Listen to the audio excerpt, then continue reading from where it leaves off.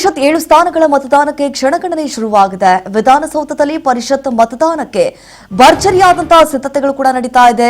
ಅಡ್ಡ ಮತದಾನದ ಭೀತಿ, ಅದರ ಮಧ್ಯೆ ಈಗ ಮತದಾನಕ್ಕೆ ತಯಾರಿಯನ್ನ ಮಾಡಿಕೊಳ್ಳುತ್ತಿದ್ದಾರೆ.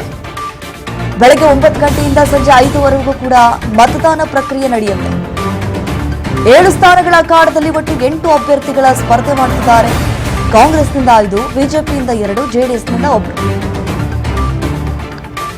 ಶಕ್ತಿ ಸೌಧದ 2ನೇ ಮಹಡಿಯ 106ನೇ ಕೊಠಡಿಯಲ್ಲಿ ಮತಗಟ್ಟೆ ಇದೆ. ಆ ಮತಗಟ್ಟೆಯಲ್ಲಿ ಮತದಾನವನ್ನ ಮಾಡಲಿದ್ದಾರೆ. ಇವತ್ತು ವಿಧಾನ ಪರಿಷತ್ ಚುನಾವಣೆ ಒಂದು ಕಡೆ ಅಡ್ಡ ಮತದಾನದ ಭೀತಿ ಎದುರಾಗ್ಬಿಟ್ಟಿದೆ. ಎಲ್ಲಿ ಕ್ರಾಸ್ ವೋಟಿಂಗ್ ಆಗ್ಬಿಡುತ್ತೋ, ಒಂದು ಮತವೂ ಕೂಡ ಅಸಿಂಧು ಆಗದಂತೆ ಈಗ ಬಹಳ ಕಟ್ಟುನಿಟ್ಟಿನ ಕ್ರಮವನ್ನ ಕೈಗೊಂಡಿದ್ದಾರೆ ಡಿಕೆ ಶಿವಕುಮಾರ್ ಅವರು. ಶತಾಯಗತಾಯವಾಗಿ ಗೆಲ್ಲಲೇಬೇಕು ಅನ್ನುವಂತಹ ಪಣ ತೊಟ್ಟಿದ್ದಾರೆ. ಹಾಗಾದ್ರೆ ಈಗ 7ನೇ ಸ್ಥಾನ ಗೆಲ್ಲೋರು ಯಾರು ಅನ್ನುವಂತಹ ಪ್ರಶ್ನೆ ಸಾಕಷ್ಟು ಕುತೂಹಲಕ್ಕೆ ಕಾರಣವಾಗಿರುವಂಥದ್ದು. ಸಂಖ್ಯಾಬಲ ಆಧರಿಸಿ ಕಾಂಗ್ರೆಸ್ 4 ಹಾಗೂ ಬಿಜೆಪಿ 2 ಸ್ಥಾನವನ್ನ ಗೆಲ್ಲಲಿದ್ದು, ಬಾಕಿ 1 ಸ್ಥಾನಕ್ಕೆ ಕಾಂಗ್ರೆಸ್ ಹಾಗೂ ಜೆಡಿಎಸ್ ನಡುವೆ ಈಗ ತೀವ್ರವಾದಂತಹ ಪೈಪೋಟಿ ಕೂಡ ನಡೀತಾ ಇದೆ. ಆ ಒಂದು ಸ್ಥಾನವನ್ನ ಯಾರು ಗೆಲ್ತಾರೆ, ಯಾರು ಗೆದ್ದು ಬೀಗ್ತಾರೆ ಅನ್ನುವಂತಹ ಪ್ರಶ್ನೆ ಈಗ ಮನೆ ಮಾಡಿದೆ. ಇವತ್ತು ವಿಧಾನ ಪರಿಷತ್ ಚುನಾವಣೆ ನಡೆಯಲಿದೆ. ಇನ್ನೇನು ಕೆಲವೇ ಕ್ಷಣಗಳಲ್ಲಿ ಮತದಾನ ಪ್ರಾರಂಭವಾಗುತ್ತೆ. ನೋಡಿ, ಈಗಾಗಲೇ ಸಾಕಷ್ಟು ರೀತಿಯಾದಂತಹ ರಣತಂತ್ರವನ್ನ ಕೂಡ ಹೆಣೆಯುವಂತಹ ಕೆಲಸ ಆಗ್ತಾ ಇರುವಂತದ್ದು. ಅಭ್ಯರ್ಥಿಗಳನ್ನ ಗೆಲ್ಲಿಸಬೇಕು ಅನ್ನುವಂತಹ ನಿಟ್ಟಿನಲ್ಲಿ ಇತ್ತ ಡಿಕೆ ಶಿವಕುಮಾರ್ ಅವರು ಸಾಕಷ್ಟು ಶಾಸಕರನ್ನ ತಮ್ಮ ಕೈಯಲ್ಲಿ ಹಿಡಿದಿಟ್ಟುಕೊಂಡು ವಿಶ್ವಾಸವನ್ನ ಗಳಿಸುತ್ತಿದ್ದಾರೆ. ಕೆಲವೇ ಕ್ಷಣಗಳಲ್ಲಿ ರೆಸಾರ್ಟ್ನಿಂದ ತೆರಳಲಿದ್ದಾರೆ. ರೆಸಾರ್ಟ್ನಿಂದ ನೇರವಾಗಿ ವಿಧಾನಸೌಧಕ್ಕೆ ಬರಲಿದ್ದಾರೆ. ಕಾಂಗ್ರೆಸ್ ಶಾಸಕರ ಕರೆತರಲು 5 ಬಸ್ಗಳು ಸಿದ್ಧ ಆಗಿದ್ದಾವೆ. ಬಿಡದಿಯ ವಂಡರ್ಲಾ ರೆಸಾರ್ಟ್ನಲ್ಲಿದ್ದಾರೆ ಕೈ ಶಾಸಕರು. ಜೆಡಬ್ಲ್ಯೂ ಮ್ಯಾರಿಯಟ್ ರೆಸಾರ್ಟ್ನಲ್ಲಿರುವಂತಹ ಜೆಡಿಎಸ್ ಶಾಸಕರು ಕೆಲವೇ ಕ್ಷಣದಲ್ಲಿ ರೆಸಾರ್ಟ್ನಿಂದ ವಿಧಾನಸೌಧಕ್ಕೆ ಆಗಮಿಸಲಿದ್ದಾರೆ. ರೆಸಾರ್ಟ್ನಿಂದ ನೇರವಾಗಿ ವಿಧಾನಸೌಧಕ್ಕೆ ತೆರಳಿ ಹಕ್ಕು ಚಲಾವಣೆ ಮಾಡಲಿದ್ದಾರೆ. ನೋಡಿ, ಅವರನ್ನ ಕರ್ಕೊಂಡು ಬರಬೇಕು ಅಂತ ಹೇಳಿ ಈಗಾಗಲೇ 5 ಬಸ್ಗಳನ್ನ ಸಿದ್ಧಪಡಿಸಲಾಗಿದೆ. ಆ 5 ಬಸ್ನಲ್ಲಿ ಶಾಸಕರು ಆಗಮಿಸಲಿದ್ದಾರೆ, ತಮ್ಮ ಮತಗಳನ್ನ ಚಲಾಯಿಸಲಿದ್ದಾರೆ.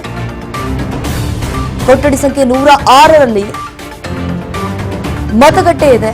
ಇನ್ನೇನು ಕೆಲವೇ ಕ್ಷಣಗಳಲ್ಲಿ ರೆಸಾರ್ಟ್ನಿಂದ ವಿಧಾನಸೌಧಕ್ಕೆ ಆಗಮಿಸಲಿದ್ದಾರೆ ಶಾಸಕರುಗಳು. ಸಾಕಷ್ಟು ರೀತಿಯಾದಂತಹ ಬಿಗಿ ಭದ್ರತೆಯನ್ನ ಅಲ್ಲಿ ಕೈಗೊಳ್ಳಲಾಗಿದೆ. ಸಾಕಷ್ಟು ಮುಂಜಾಗ್ರತಾ ಕ್ರಮವನ್ನ ಕೈಗೊಂಡಿದ್ದಾರೆ ಪೊಲೀಸರು. ಯಾವುದೇ ರೀತಿಯಾದಂತಹ ಅಡೆತಡೆಗಳು, ಅನಾಹುತಗಳು ಸಂಭವಿಸಬಾರದು ಅನ್ನುವಂತಹ ನಿಟ್ಟಿನಲ್ಲಿ ಹದ್ದಿನ ಕಣ್ಣಿಟ್ಟಿದ್ದಾರೆ.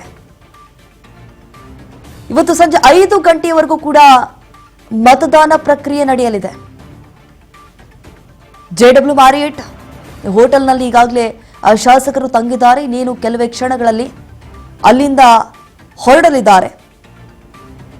ರೆಸಾರ್ಟ್ನಿಂದ ನೇರವಾಗಿ ವಿಧಾನಸೌಧಕ್ಕೆ ತೆರಳಿ ಮತದಾನವನ್ನ ಮಾಡಲಿದ್ದಾರೆ. ನೋಡಿ, ಈಗಾಗಲೇ ಬಸ್ಗಳು ಕೂಡ ಅವರಿಗೋಸ್ಕರ ಕಾಯ್ತಿದ್ದಾವೆ. ಇನ್ನೇನು ಆ ಬಸ್ಗಳಲ್ಲಿ ಬಂದು ತಮ್ಮ ಹಕ್ಕು ಚಲಾವಣೆಯನ್ನ ಮಾಡಲಿದ್ದಾರೆ. ಶಕ್ತಿ ಸೌಧದ 2ನೇ ಮಹಡಿಯ 106ನೇ ಕೊಠಡಿಯಲ್ಲಿ ಮತಗಟ್ಟೆ ಇದೆ. ಸಂಜೆ 5 ಗಂಟೆಗೆ ಮತ ಎಣಿಕೆ ಆರಂಭವಾಗುತ್ತೆ. ಈಗೇನು ಹಕ್ಕು ಚಲಾವಣೆ ಮಾಡ್ತಾರಲ್ಲ, 5 ಗಂಟೆ ಸುಮಾರಿಗೆ ಮತ ಎಣಿಕೆ ಆಗುತ್ತೆ. ಹಾಗಾಗಿ ವಿಧಾನಸೌಧ ಸುತ್ತಮುತ್ತ ನಿಷೇಧಾಜ್ಞೆಯನ್ನ ಕೂಡ ಜಾರಿ ಮಾಡಲಾಗಿದೆ. ಈಗಾಗಲೇ ವಿಧಾನಸೌಧದ ಬಳಿ 1 ಕಿಲೋಮೀಟರ್ ನಿಷೇಧಾಜ್ಞೆಯನ್ನ ಜಾರಿ ಮಾಡಿದ್ದಾರೆ. ಯಾರು ಕೂಡ ಅನಗತ್ಯವಾಗಿ ಓಡಾಡೋದು, ಯಾಕಂತಂದ್ರೆ ಈ ವಿಧಾನಸೌಧ ಅಂತಂದ್ರೆ ಒಂದು ರೀತಿಯಾಗಿ ಪ್ರವಾಸಿ ತಾಣ ಆಗಿಬಿಟ್ಟಿದೆ. ನಾನಾ ಭಾಗಗಳಿಂದ ಬರ್ತಿರ್ತಾರೆ ಆ ವಿಧಾನಸೌಧ ನೋಡ್ಲಿಕ್ಕೆ ಅಂತ ಹೇಳಿ. ಸೊ ಹಾಗಾಗಿ ಅವರು ಬಂದುಬಿಟ್ರೆ ಸಾಕಷ್ಟು ರೀತಿಯಾದಂತಹ ಈ ಅಡೆತಡೆಗಳು ಉಂಟಾಗುತ್ತೆ ಅನ್ನುವಂತಹ ನಿಟ್ಟಿನಲ್ಲಿ ಯಾರನ್ನು ಕೂಡ ಅಲ್ಲಿ ಬಿಡ್ತಾ ಇಲ್ಲ ಬರೋದಕ್ಕೆ. ಸಾಕಷ್ಟು ಮುಂಜಾಗ್ರತಾ ಕ್ರಮವನ್ನ ಅಲ್ಲಿ ಕೈಗೊಂಡಿದ್ದಾರೆ. ಈಗಾಗಲೇ ಬಸ್ಗಳು ಕೂಡ ಸಿದ್ಧವಾಗಿ ನಿಂತುಬಿಟ್ಟಿದ್ದಾವೆ. ಇನ್ನೇನು ಕೆಲವೇ ಹೊತ್ತಿನಲ್ಲಿ ಶಾಸಕರನ್ನ ಕರೆದುಕೊಂಡು ಬರ್ತಾರೆ. ಯಾಕಂತಂದ್ರೆ ಎಲ್ಲಿ ಅಡ್ಡ ಮತದಾನ ಆಗ್ಬಿಡುತ್ತೆ ಅನ್ನುವಂತಹ ಕಾರಣಕ್ಕಾಗಿ ರೆಸಾರ್ಟ್ ನಲ್ಲಿ ಅವರನ್ನ ಇರಿಸಲಾಗಿತ್ತು. ಇದಕ್ಕೆ ಸಂಬಂಧಪಟ್ಟಂತೆ ಹೆಚ್ಚಿನ ಡೀಟೇಲ್ಸ್ ಕೊಡ್ತಾರೆ ನಮ್ಮ ಪ್ರತಿನಿಧಿ. ಎಸ್ ನೋಡಿ, ಶಕ್ತಿಸೌಧದ 2ನೇ ಮಹಡಿಯ 106ನೇ ಕೊಠಡಿಯಲ್ಲಿ ಮತಗಟ್ಟೆ ಇದೆ. ಎಸ್, ಇದೇ ವಿಚಾರಕ್ಕೆ ಸಂಬಂಧಪಟ್ಟಂತೆ ಮತ್ತಷ್ಟು ಡೀಟೇಲ್ಸ್ ಕೊಡ್ತಾರೆ ನಮ್ಮ ಪ್ರತಿನಿಧಿ ಬಸವರಾಜ್ ಹುಗಾರಿಗ ಫೋನ್ ನೇರ ಸಂಪರ್ಕದಲ್ಲಿ ಜಾಯ್ನ್ ಆಗಿದ್ದಾರೆ. ಎಸ್ ಬಸವರಾಜ್, ನಾವು ಗಮನಿಸಿದಾಗೆ ಎಲ್ಲೋ ಒಂದು ಕಡೆ ಅಡ್ಡ ಮತದಾನದ ಭೀತಿ ಎದುರಾಗ್ಬಿಟ್ಟಿದೆ, ಮತ್ತೊಂದು ಕಡೆ ಇವತ್ತು ಹಕ್ಕನ್ನ ಇನ್ನೇನು ಕೆಲವೇ ಕ್ಷಣಗಳಲ್ಲಿ ಚಲಾವಣೆ ಮಾಡಲಿದ್ದಾರೆ. ಯಾವ ರೀತಿಯಾದಂತಹ ಸಿದ್ಧತೆಗಳು ನಡೀತಾ ಇದೆ? ಏನಾದರೂ ಶಾಸಕರು ಬರ್ತಿದ್ದಾರೆ ಹೆಂಗೆ ಬಸವರಾಜ್? ದೀಪಾ, ಈಗಾಗಲೇ ವಿಧಾನ ಪರಿಷತ್ನ 7 ಸ್ಥಾನಗಳಿಗೆ ಚುನಾವಣೆ ಕೂಡ ಆರಂಭವಾಗಿರ್ತಕ್ಕಂಥದ್ದು. ಈಗಾಗಲೇ ಮತದಾನದ ಸಮಯ ಕೂಡ ಆರಂಭವಾಗಿದೆ. ಇನ್ನು ಕಾಂಗ್ರೆಸ್ ಆಗಿರ್ಬೋದು, ಬಿಜೆಪಿ ಆಗಿರ್ಬೋದು, ಜೆಡಿಎಸ್ ಆಗಿರ್ಬೋದು, 3 ಪಕ್ಷದಿಂದಲೂ ಕೂಡ ಶಾಸಕರು ಕೂಡ ವಿಧಾನಸೌಧಕ್ಕೆ ಇನ್ನೇನು ಕೆಲವೇ ಕ್ಷಣಗಳಲ್ಲಿ ಕೂಡ ಆಗಮಿಸ್ತಾರೆ. ಈಗಾಗಲೇ ಕಾಂಗ್ರೆಸ್ ಪಕ್ಷದ ಶಾಸಕರೆಲ್ಲರೂ ಕೂಡ ಬಿಡದಿಯ ಒಂದು ಖಾಸಗಿ ರೆಸಾರ್ಟ್ ನಲ್ಲಿ ಕೂಡ ಇರುವಂತದ್ದು. ಅಲ್ಲಿಂದ ನೇರವಾಗಿ ವಿಶೇಷ ಬಸ್ಗಳ ಮುಖಾಂತರ ಕೂಡ ವಿಧಾನಸೌಧಕ್ಕೆ ಕೂಡ ಬರುವಂತದ್ದು. ಸುಮಾರು 5 ಅಭ್ಯರ್ಥಿಗಳನ್ನ ಕಣಕ್ಕಿಳಿಸಿರ್ತಕ್ಕಂತ ಕಾಂಗ್ರೆಸ್ ಪಕ್ಷದ ನಾಯಕರು 5 ಅಭ್ಯರ್ಥಿಗಳನ್ನ ಗೆಲ್ಲಿಸಿಕೊಂಡು ಬರುವಂತ ನಿಟ್ಟಿನಲ್ಲಿ ಸಾಕಷ್ಟು ರಣತಂತ್ರಗಳನ್ನ ಹೂಡಿರ್ತಕ್ಕಂಥದ್ದು. 5 ಬಸ್ಗಳಲ್ಲಿ ಕೂಡ ಶಾಸಕರು ಕೂಡ ವಿಧಾನಸೌಧಕ್ಕೆ ಆಗಮಿಸ್ತಾರೆ ಅನ್ನುವಂಥದ್ದು. ಒಬ್ಬ ಅಭ್ಯರ್ಥಿಗೆ ಗೆಲ್ಲಬೇಕಾದ್ರೆ 28 ಶಾಸಕರ ಸಂಖ್ಯಾಬಲ ಬೇಕು. ಅಷ್ಟು ಒಬ್ಬ ಅಭ್ಯರ್ಥಿ ಗೆಲ್ಲುವಂತಹ ಶಾಸಕರನ್ನ ಒಂದೊಂದು ಬಸ್ಸಿನಲ್ಲಿಯೂ ಕೂಡ ಸುಮಾರು 5 ಬಸ್ಗಳ ಮೂಲಕ ಕೂಡ ವಿಧಾನಸೌಧಕ್ಕೆ ಕೂಡ ಬರುವಂತದ್ದು. ಆ ಒಂದು ನಿಟ್ಟಿನಲ್ಲಿ ಈಗಾಗಲೇ ಖಾಸಗಿ ರೆಸಾರ್ಟ್ ನಲ್ಲಿ ಕೂಡ ವಿಶೇಷ ಬಸ್ಗಳು ಕೂಡ ಸಿದ್ಧತೆ ಆಗಿದ್ದಾವೆ. ಇನ್ನೇನು ಕೆಲವೇ ಕ್ಷಣಗಳಲ್ಲಿ ಅಲ್ಲಿಂದ ಹೊರಡ್ತಾರೆ, ಇಲ್ಲಿ ವಿಧಾನಸೌಧಕ್ಕೂ ಕೂಡ ಬರುವಂತದ್ದು. ಪ್ರಮುಖವಾಗಿ ಕಾಂಗ್ರೆಸ್ ಪಕ್ಷದ 5ನೇ ಅಭ್ಯರ್ಥಿ ಗೆಲುವಿಗಾಗಿ ಇನ್ನು 2 ಮತಗಳು ಕೂಡ ಕೊರತೆ ಉಂಟಾಗುತ್ತೆ.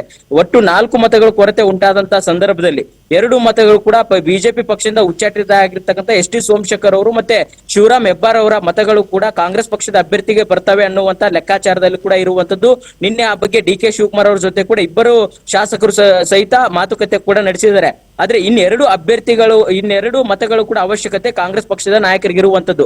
ಆ ಒಂದು ಮತಗಳನ್ನ ಸೆಳೆಯುವಂತಹ ನಿಟ್ಟಿನಲ್ಲಿ ಕೂಡ ಇದೀಗ ಸಿಎಂ ಡಿ ಕೆ ಶಿವಕುಮಾರ್ ಅವರು ಯಾವೆಲ್ಲ ರಣತಂತ್ರಗಳನ್ನು ಹೂಡ್ತಾರೆ ಅನ್ನುವಂಥದ್ದು ಬಹಳ ಕುತೂಹಲಕ್ಕೆ ಕೂಡ ಎಡೆ ಮಾಡಿಕೊಡ್ತಾ ಇದೆ. ಇತ್ತ ಜೆಡಿಎಸ್ ನ ಅಭ್ಯರ್ಥಿ ಗೆಲುವಿಗಾಗಿ ಕೂಡ ಸಾಕಷ್ಟು ರಣತಂತ್ರಗಳನ್ನು ಕೂಡ ರೂಪಿಸಿರ್ತಕ್ಕಂಥದ್ದು. ಗೋವಿಂದರಾಜ್ ಅವರ ಒಂದು ಗೆಲುವಿಗಾಗಿ ಕೂಡ ಮತಗಳ ಕೂಡ ಅವಶ್ಯಕತೆ ಇರುವಂತದ್ದು. ಆತ್ಮವಿಶ್ವಾಸದ ಮತಗಳನ್ನ ಸೆಳೆಯುವಂತಹ ಪ್ರಯತ್ನದಲ್ಲಿ ಜೆಡಿಎಸ್ ಪಕ್ಷದ ನಾಯಕರು ಇರುವಂತದ್ದು. ಆ ಬಗ್ಗೆ ನಿನ್ನೆ ಕೂಡ ಕುಮಾರಸ್ವಾಮಿ ಅವರು ಕೂಡ ದೇವನಹಳ್ಳಿಯ ಒಂದು ಖಾಸಗಿ ಹೋಟೆಲ್ ಕೂಡ ಅಲ್ಲಿ ಕೂಡ ಜೆಡಿಎಸ್ ನ ಶಾಸಕರು ಕೂಡ ಇರುವಂತದ್ದು. ಅವರು ಕೂಡ ಬಹಳ ತಂತ್ರಗಾರಿಕೆಯನ್ನು ಕೂಡ ರೂಪಿಸಿದ್ದಾರೆ. ಅವರ ಒಂದು ಅಭ್ಯರ್ಥಿ ಗೆಲುವಿಗಾಗಿ ಒಂದಿಷ್ಟು ಆತ್ಮವಿಶ್ವಾಸದ ಮತಗಳು ಕೂಡ ಬರುವಂತಹ ನಿಟ್ಟಿನಲ್ಲಿ ಕೂಡ ಬಹಳ ಪ್ರಯತ್ನವನ್ನು ಕೂಡ ನಡೆಸಿದ್ದಾರೆ. ಹಾಗಾಗಿ ಆ ಒಂದು ಆತ್ಮವಿಶ್ವಾಸದ ಮತಗಳು ಬರುವ ಮುಖಾಂತರ ಜೆಡಿಎಸ್ ನ ಅಭ್ಯರ್ಥಿ ಗೆಲುವಿಗೆ ಕಾರಣ ಆದ್ರೆ ಇಲ್ಲಿ ಸಿಎಂ ಡಿ ಕೆ ಶಿವಕುಮಾರ್ ಅವರು ಕಣಕ್ಕಿಳಿಸಿರತಕ್ಕಂಥ 5ನೇ ಅಭ್ಯರ್ಥಿ ಗೆಲುವಿಗಾಗಿ ಯಾವ ರೀತಿಯಾಗಿ ರಣತಂತ್ರ ಹೂಡ್ತಾರೆ ಅನ್ನುವಂಥದ್ದು ಬಹಳ ಕುತೂಹಲಕ್ಕೆ ಎಡೆ ಮಾಡಿಕೊಡ್ತಾ ಇದೆ. ಇನ್ನೇನು ಕೆಲವೇ ಕ್ಷಣಗಳಲ್ಲಿ ಎಲ್ಲ ಶಾಸಕರು ಸಹಿತ ವಿಧಾನಸೌಧಕ್ಕೆ ಬರುವಂತದ್ದು. ದೀಪಾ, ಎಸ್ ಬಸವರಾಜ್, ಹಾಗೆ ಹೋಲ್ಡ್ ಅಲ್ಲಿರುವಂತಹ ಬ್ರೇಕಿಂಗ್ ಅಪ್ಡೇಟ್ ಬರ್ತಾ ಇದೆ.